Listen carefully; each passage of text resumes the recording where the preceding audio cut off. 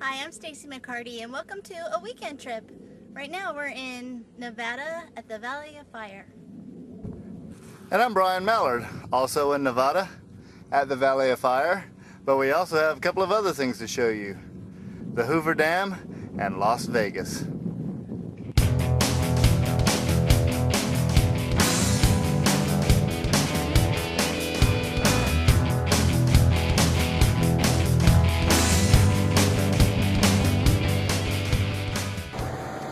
This trip starts on a shuttle bus.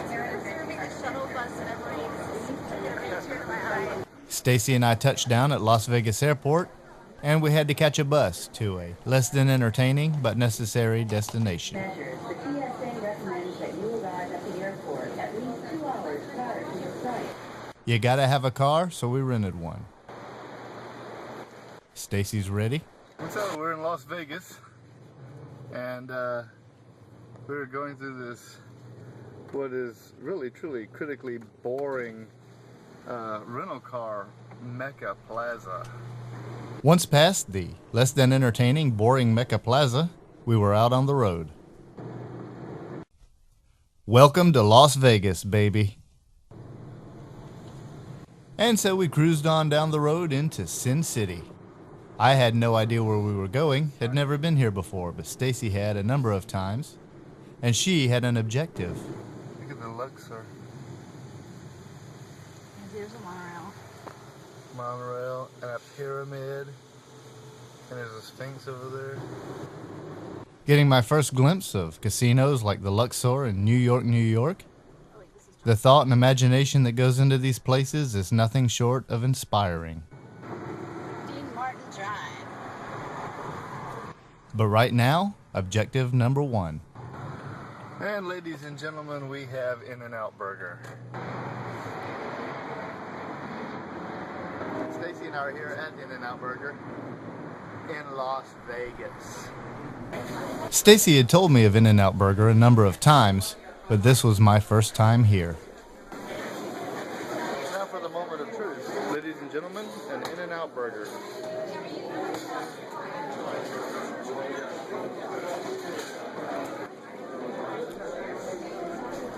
And so I took my first bite. The place had just opened up and was already full of people who had undoubtedly had their first bite long ago. Okay, now I'm sold on In-N-Out Burger, and I'm sold on it for one reason more than anything. And Burger King, McDonald's, all you guys can learn a lesson from this. When I asked for extra mustard, I got extra mustard. It's a delicious burger. Stacey's digging into some delicious French fries here. That apparently, well, Stacey, what about these French fries? In-N-Out Burger has a basic menu, and then there's things that are not on the menu that you can still get, and it's called like the not so secret menu because you can find it on the internet. And so like my burger did not have a patty in it, which you order as a grilled cheese with onions, and it is delicious. You know, I don't eat beef. And then these are animal style fries, which have the Thousand Island dressing and cheese on them, and you just order them as animal style. But those again are not on the main menu as you go in. According to Stacey, a longtime In-N-Out Burger customer, In-N-Out Burger operates off their own farms. They are only located on the West Coast. They can only move so far away from their farms and still have fresh food. They also have their own line of clothing, mainly t-shirts sporting the logo for In-N-Out Burger. A different one each year posted on the wall. After our post-flight meal, Stacey and I jumped back into the car and cruised deeper on into Sin City, passing things like the Aria, hotels and casinos, and architecture that makes a guy like me drool. A city that apparently started as basically an oasis in the desert. We cruised along past palm trees and the stratosphere as it stood stately against the Nevada sky. Then we checked this out, the Museum of Atomic Testing. Stacey and I went in and took the tour, but unfortunately they did not allow videography.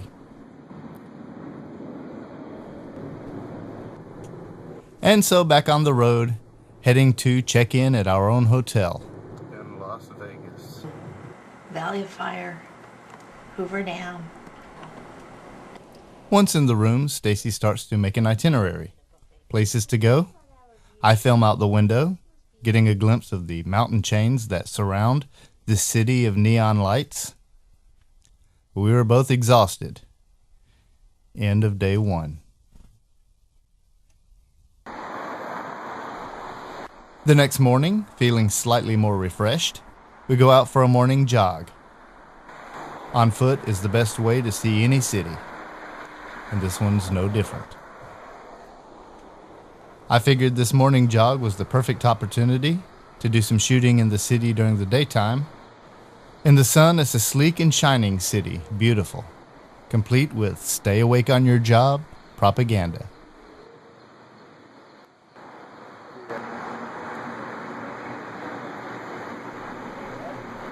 All the big names are here, along with very forward-thinking architecture.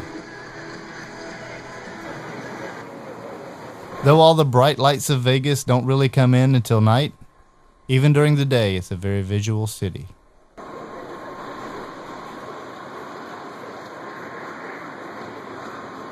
New York, New York, complete with its own Statue of Liberty and roller coaster.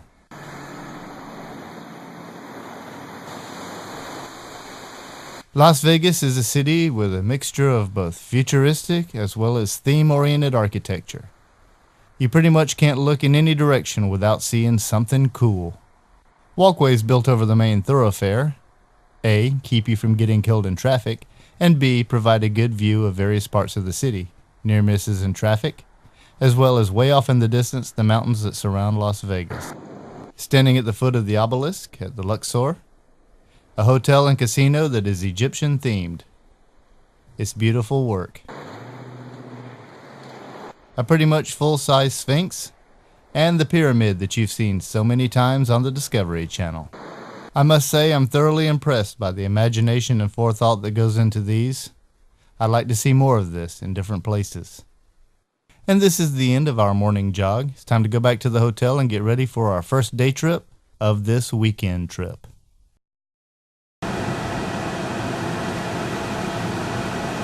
Out of the city and out on the highway heading southeast out of Las Vegas. Las Vegas is built in the desert, and there are a couple of things of note out in that desert that we both wanted to see. So we headed out. After a quick stop in Henderson to get our bearings because we kind of got lost, we were on our way. I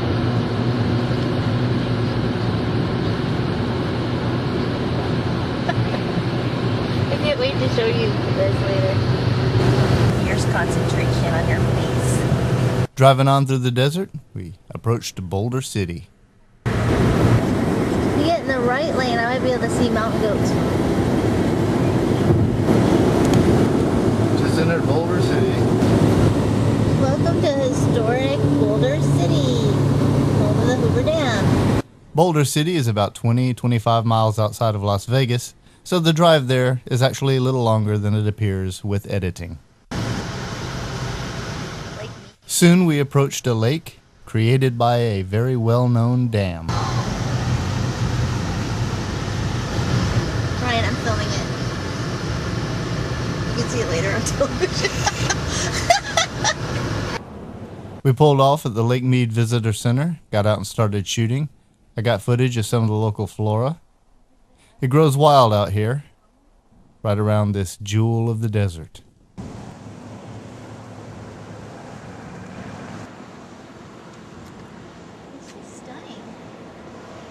We're at the Lake Mead Recreational Visitor Center, and we're gonna go check it out. And by check it out, Stacy means walk around it. A visitor center is pretty much a visitor center. In this particular case, what's outside the visitor center is more important to us. Stacy sits down to find some serenity on her cell phone.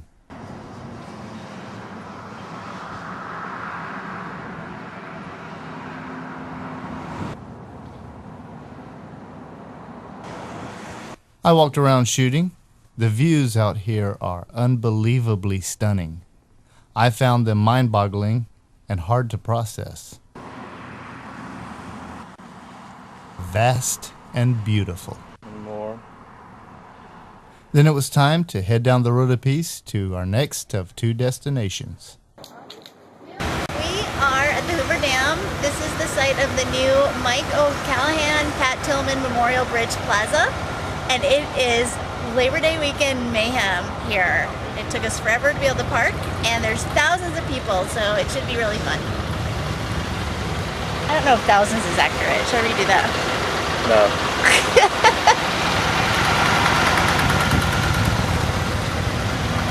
Ascending, ladies and gentlemen, file this under kick.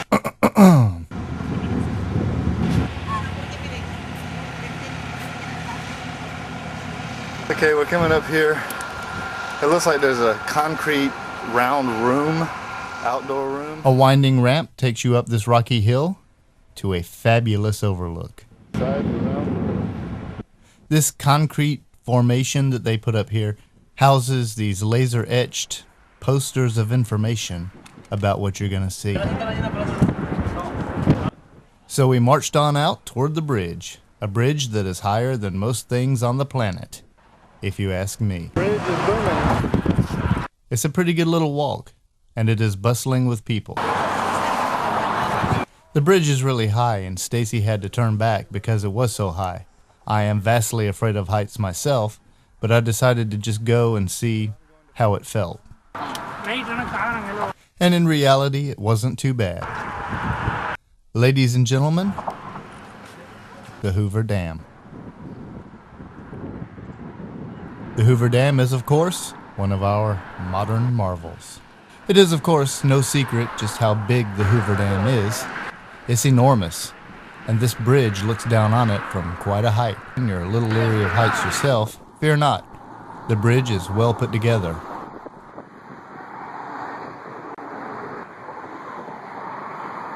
I stood up here, and with all of this traffic going back and forth, I did not feel a single vibration.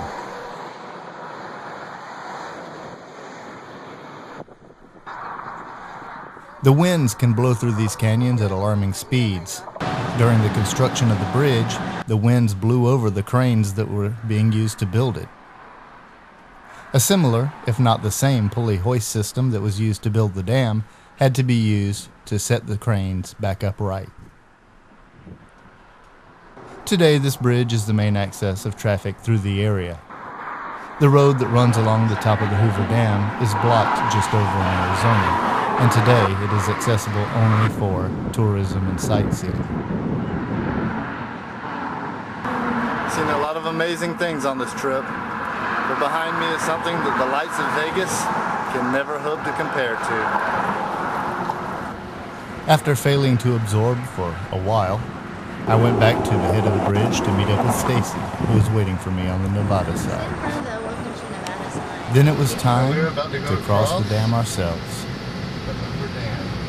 With 1 billion tons of water on one side and nothing on the other, I was a little nervous, but it was easy. People have done this for decades.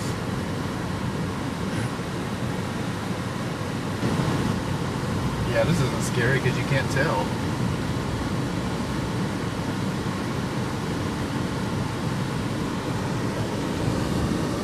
Hi, people. It really just looks like a road. I've never crossed a dam before. I've said it a lot, but I've never crossed one.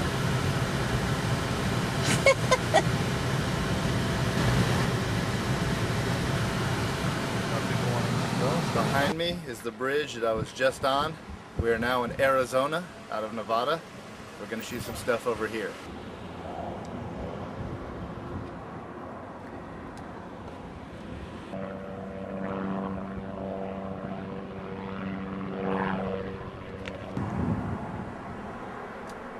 Welcome to Arizona. Stacy gives us the plan. We're gonna go down to the visitor center and see if we can get the tour. It's kind of late and I know it sells out, so we're just gonna check it out. And we gotta walk down. Oh, look, there's a stairway. Turned out we were too late for the tour. But we did get some breathtaking video of the dam and the Colorado River.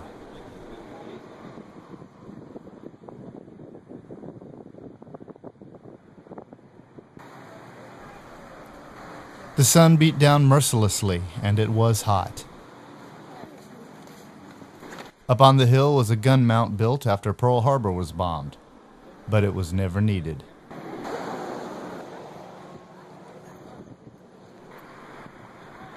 Continuing to attempt to take in these vast views, we strolled along on over to the sheer drop-off of the dam itself.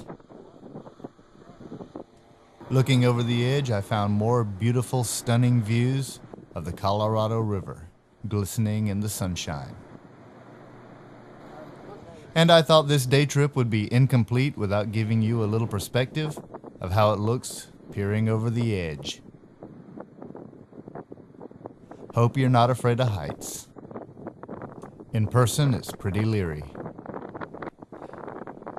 And looking back, I thought it would have been really cool had I been able to keep my finger out of the lens.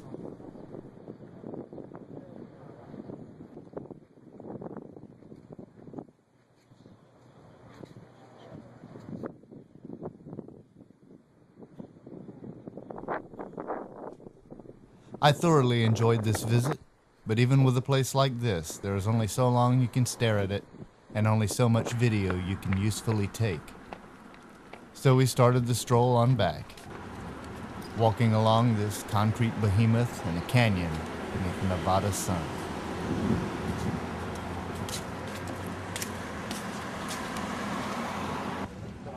And we bid farewell to the Hoover Dam. Looking around and taking in that last little bit of scenery. And back to the car. And into the emergency room.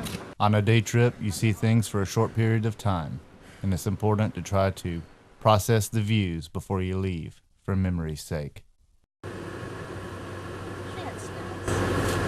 Back in the car and back on the road was a sudden reminder of just how much of a godsend that air conditioning is. I got pretty hot walking around out there. I cannot impress upon you, if you come here, the importance of bringing a lot of water. And once you've walked around for a while, on the way back, there's a nice little stop on the way. A&W. We stopped and got some refreshment. What you got, Stacey? I got an A&W root beer float.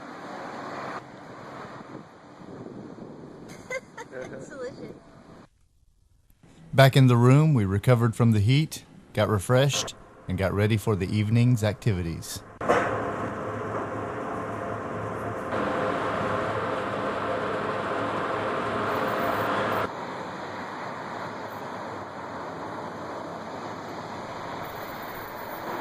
Nighttime in Vegas. We strolled along the same path we had jogged earlier that morning. This time we had a specific destination in mind.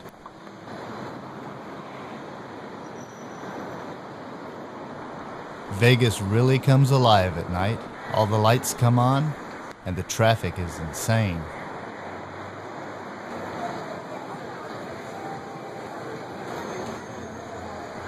The streets fill with visitors from all corners of the earth, all coming to Vegas for the bright lights and big city, and the hope of riches. Droves of people flow through the streets of Vegas like rivers of water.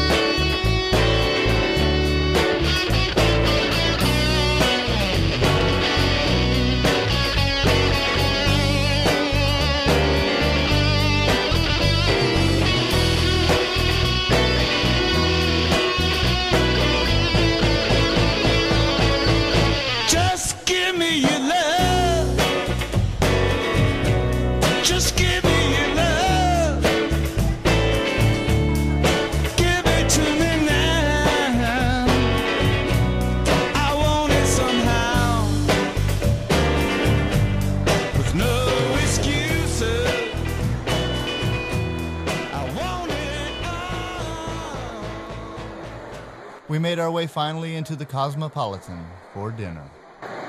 More sewing machines than you could ever hope for. All of the establishments in Vegas are meccas of both merchandising and atmosphere. They are beautifully decorated. No expense is ever spared. Art meets money, all designed to draw crowds from all corners of the earth to come and spend.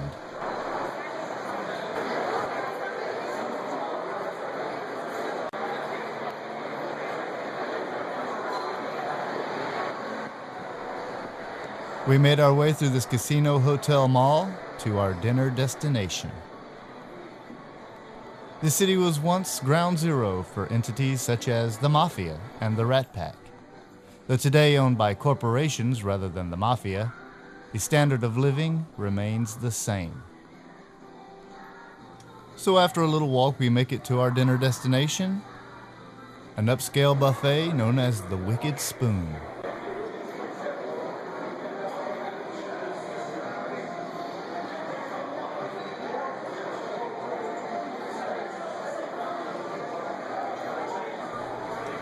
Here's how it works. You stand in line, you pay, then you stand in line to wait to be seated. And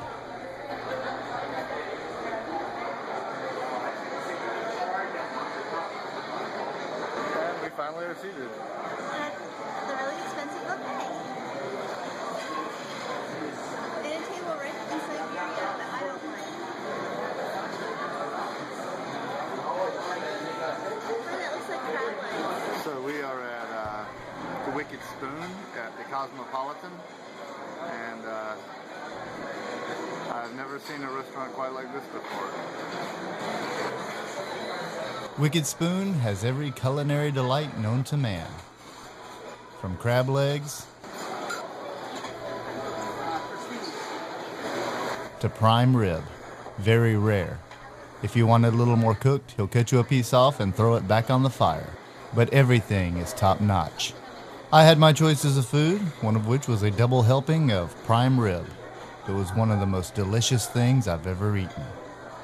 And the tea, even using an artificial sweetener, was absolutely delicious. So Stacey, what do you think of the food? Really delicious. It's been fun. Establishments like this employ the finest decor, all the way down to the restroom signs. Goodbye, Wicked Spoon. I miss you already.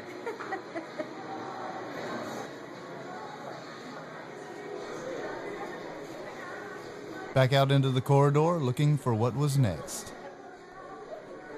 A large crowd had already assembled at the local club, but we passed it on by, heading back out to the streets.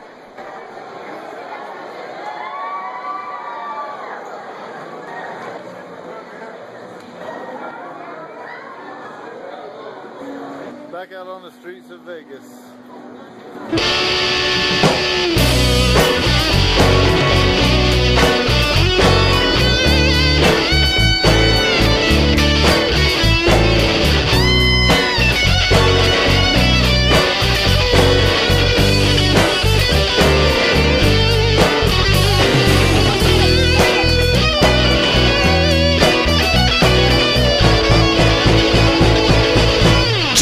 Give me your love. I'll give you my love. I'll give it to you now. I'll give it somehow, with no illusions. I give it all. Just give me your love.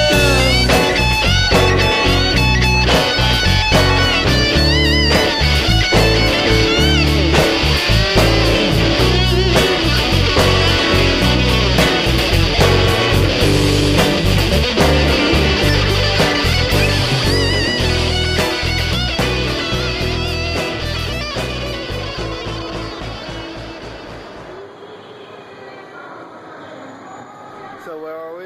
We're in Paris, Las Vegas. We strolled through here, but Stacy and I had been to the real Paris. So we walked through and walked back out. Stacy wanted to see the fountain show at Bellagio.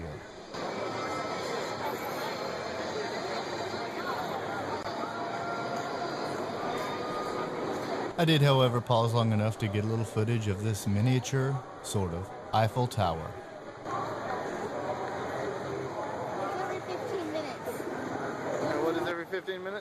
Bellagio Fountain Show? We're just out walking around. We've been in a couple of places. Paris. I've seen the real thing, so. I'm not in. I will watch. Going to Paris makes you one of those people that's always saying, "When I was in Paris, I saw the real thing. When I was in Paris. I had to change to my party shoes." Okay, a blister. We're in Vegas. There's a lot of walking in Vegas. A lot of walking. So we're gonna go across this bridge up here and get Yeah, to the try other and side. see the Bellagio show. And so walk we did. We moved through the crowd past the showgirls.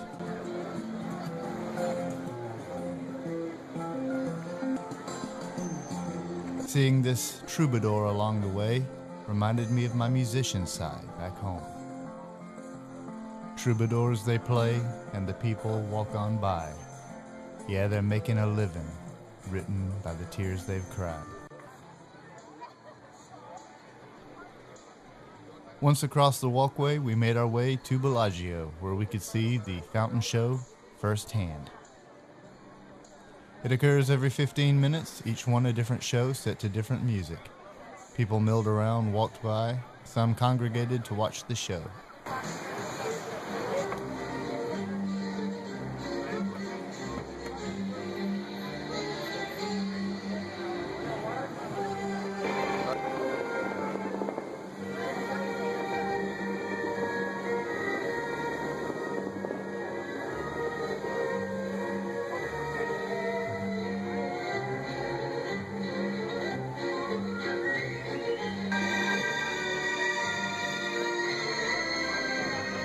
It's beautiful, but our vantage point was not the best.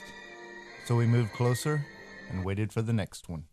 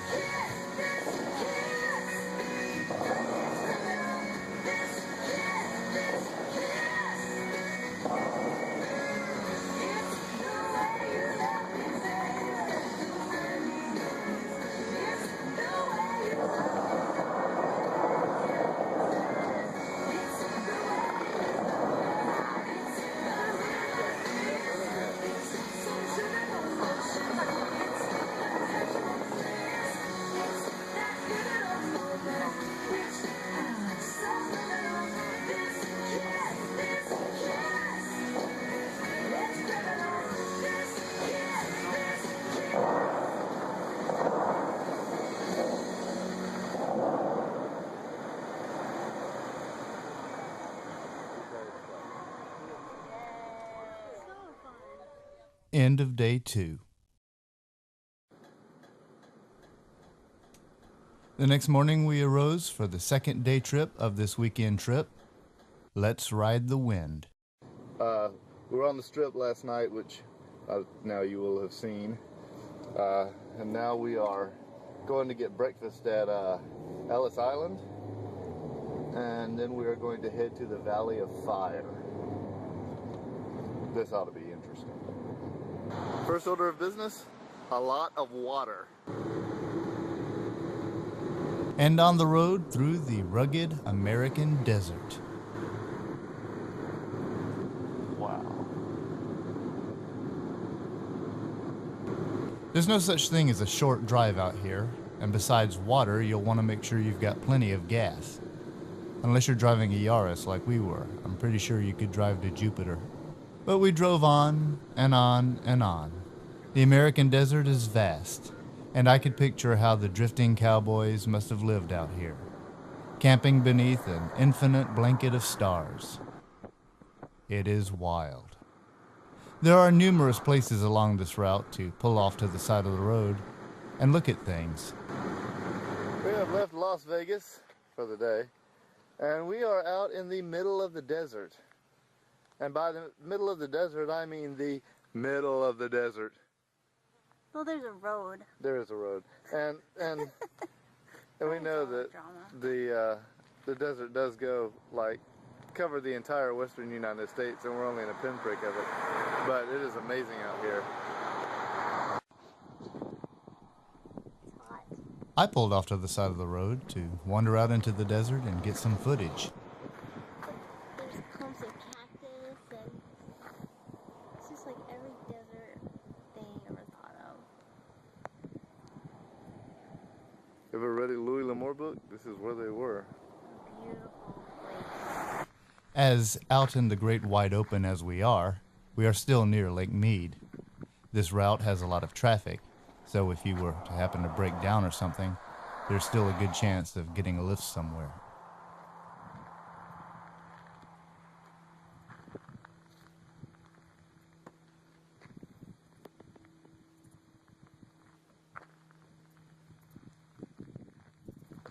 Something I find very interesting about the desert is, you know, I'm from Georgia, and in Georgia you're sweating, just profusely sweating out in the sun. Well, this is, I've heard it said 1,000 times, it's a very dry heat. And you're not pouring out sweat. It doesn't cling to you. But I'm not, you know, not naive. This is the desert. It will kill you if you're not careful. But we got plenty of water and an air-conditioned car. So we're going to head on toward the Valley of Fire. Briefly, at least. And we come a little farther down the road, and I've got to get some more shots of this stuff.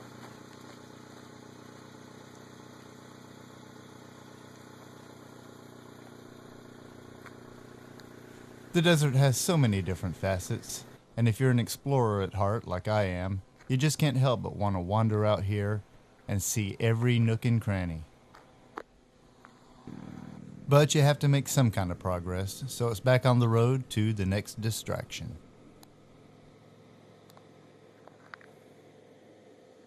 And in my case, the next distraction is never far down the line.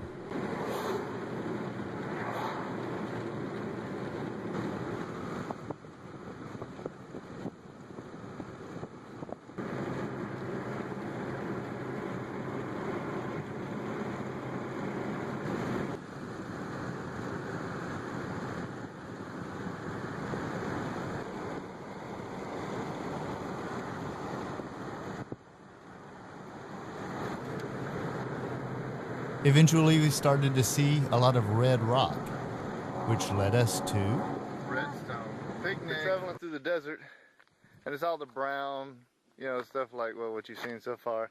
And all of a sudden, out of nowhere, just all these red geological features start showing up. Like somebody took piles of red clay and just threw it out here. It's called redstone. We're at a picnic area.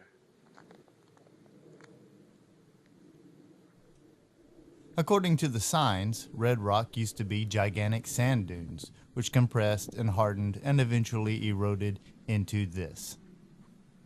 For me, it is an open invitation to climb. But I wasn't sure about the legality of climbing on this stuff, so I myself refrained, sadly. I was enthralled, and I was not the only one. There was a family here as well. I'm sure people come here pretty regularly, as it is a pretty busy route.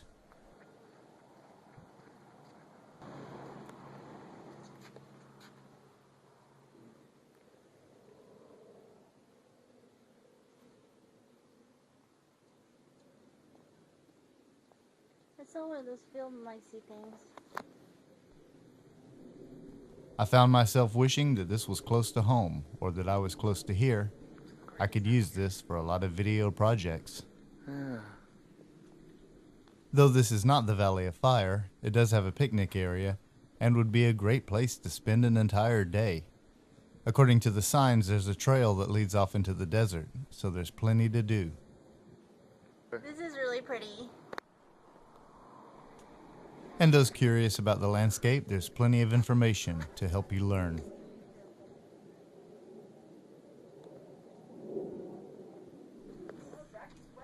A member of this family did not refrain from climbing, and I wish that I had. But we had to get on our way.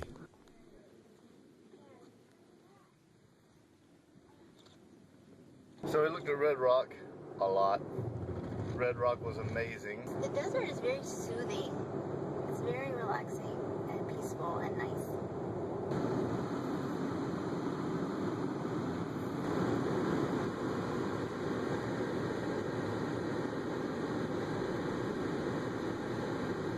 Among other experiences of driving through the desert, it's really fun. Wide open spaces, and you can just cruise along. But then we came to a feature that is really cool. Blue Point Spring, an oasis in the desert. A geological feature that has been sought after by many a thirsty traveler.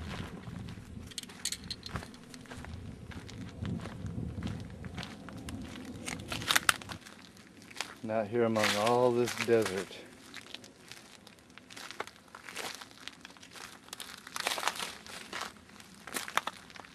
Suddenly green.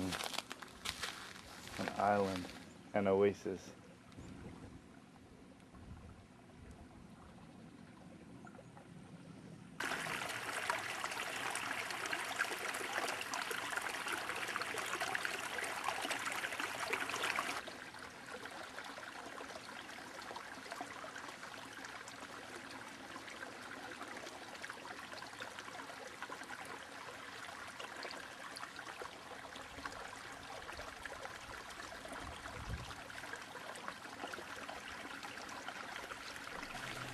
But we can only stay here so long as well, and it's time to move.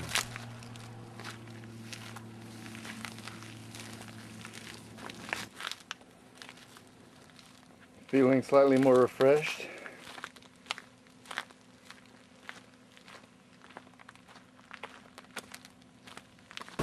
Having left Blue Point Spring, we are now making our final approach to the Valley of Fire. You can already see some of the red rock associated with it.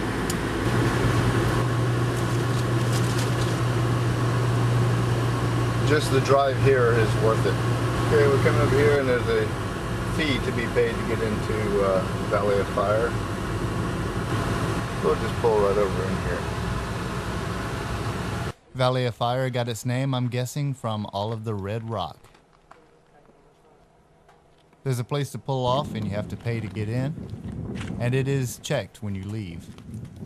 But there's plenty of documentation and a shelter.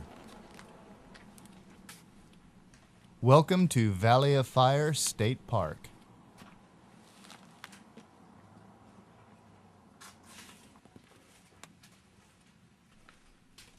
Stacy got wind of something called Elephant Rock. This is Elephant Rock. This rock looks like an elephant.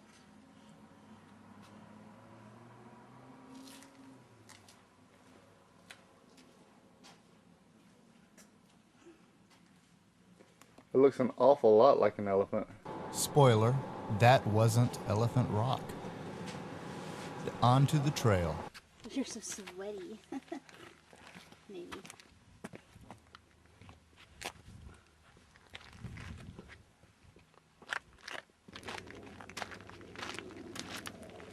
This is just one spot on the trail through the Valley of Fire. As you can see, it's all red.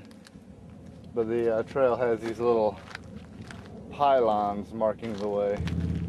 Maybe that wasn't Elephant Rock. Because there's a sign that says Elephant Rock. Really? Yeah.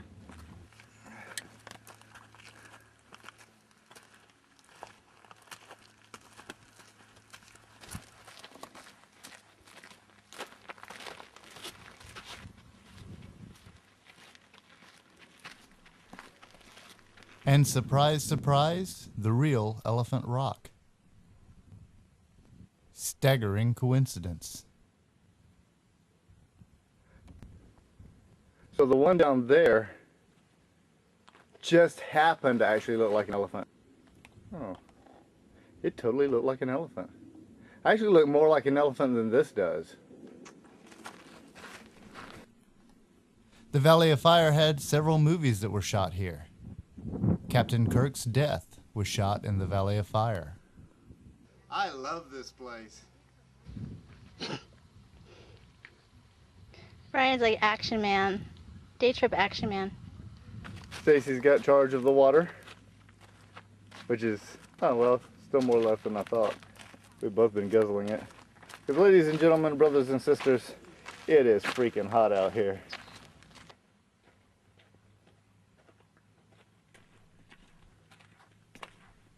Out here, we both trudged and fell in love. This place is peaceful and wonderful.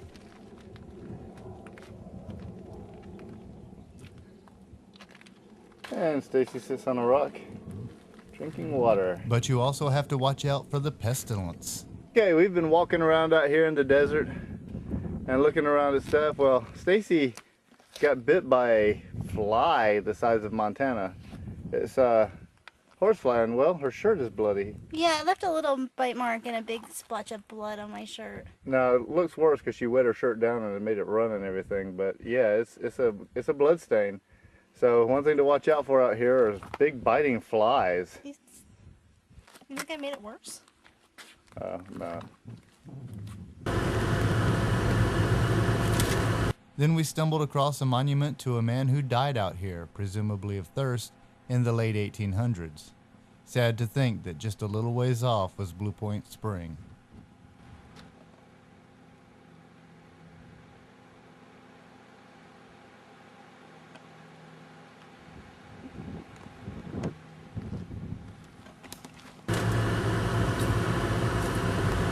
The Valley of Fire is expansive, and we drove farther.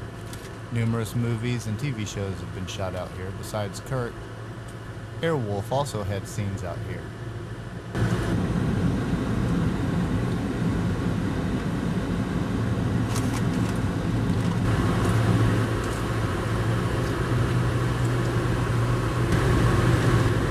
We found the visitor center. The visitor center, we turned off the main road after trudging through the desert forever, and a finale, got some really cool stuff to shoot. As you can see, the visitor center is nestled right up amongst the rocks of the Valley of Fire. Visitor center is a great place to get information and to refill your canteen of desert water.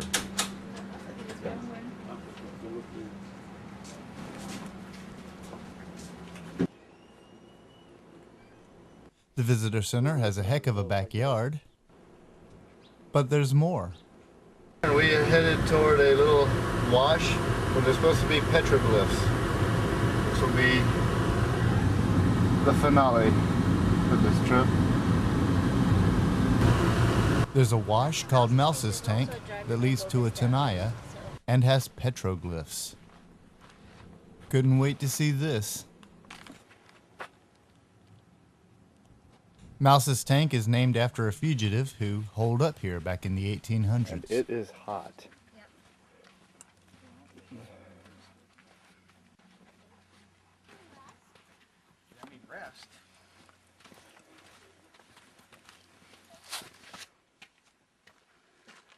see a tortoise. How about that go right over there, sweetheart? What? Look where I'm aiming the camera. Oh, is that an iguana? No, I want to see a tortoise petroglyph. Because I thought they were cute. We never found the tortoise, but we did find petroglyphs. You're in Nevada right now. Words written on the walls by men so long ago, they are long forgotten. Today, experts can only guess at what these petroglyphs mean.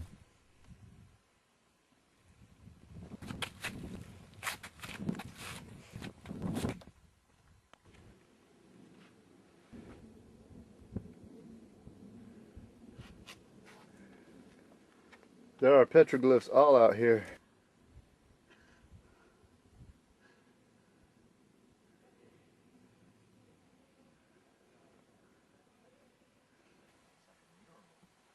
We're so badass, like, people are stopping and look. And they're like, why are those people blocking the petroglyphs? So I made way for the others and shot from a distance. It was really hot, but then we found shade. We took a rest from the heat inside this hole in the rock wall, and it's notably cooler in here.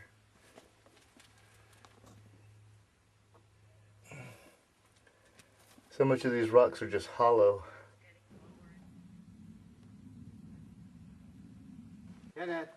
He is going up a little bit. He's gonna climb. He's going careful. He's going up. From the floor of the wash to the rim, many of these petroglyphs have endured for 2,000 years.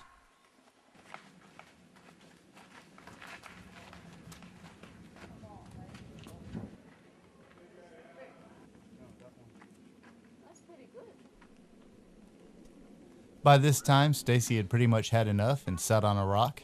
I continued to shoot with what little energy I had left. We never reached the Tenaya, but the petroglyphs were the attraction. So we headed back out.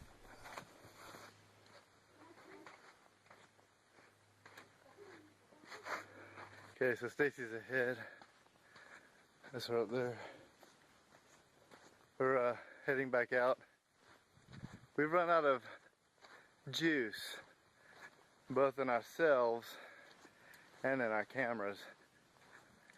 But what an experience this was, to see things written on canyon walls so long ago that even the Native Americans don't remember who did it, may not even have ever known. It's amazing. Stacey got lots of shots of the glyphs. Well, they're good. It's hard to judge. So sunny out. And we didn't even make it all the way. We only made it a little ways down the canyon. Oh, the fauna. Or is that the flora? Is fauna an animal? I think so. All the wonderful plants. Desert plants. I love the desert. Good Lord, I love the desert. I wonder if those are if like farther down there's like a ton of petroglyphs. I don't know, Brian. We're not gonna find out this trip, but we can always come back. Maybe in the winter. Yeah. In February. We hope you have enjoyed this weekend trip. I'm Brian Mallard. I'm Stacey McCarty. And we're going to cool off and get some rest. And you do the same. See you next time. Oh, we didn't make it to all the petroglyphs, but we did see an elephant that looked like a rock. No, we saw a rock that looked like an elephant. In our pilot day trip, I said that there were a lot of cool things to see in your own backyard. There are also a lot of cool things to see beyond your backyard. I suggest that you go and see them all.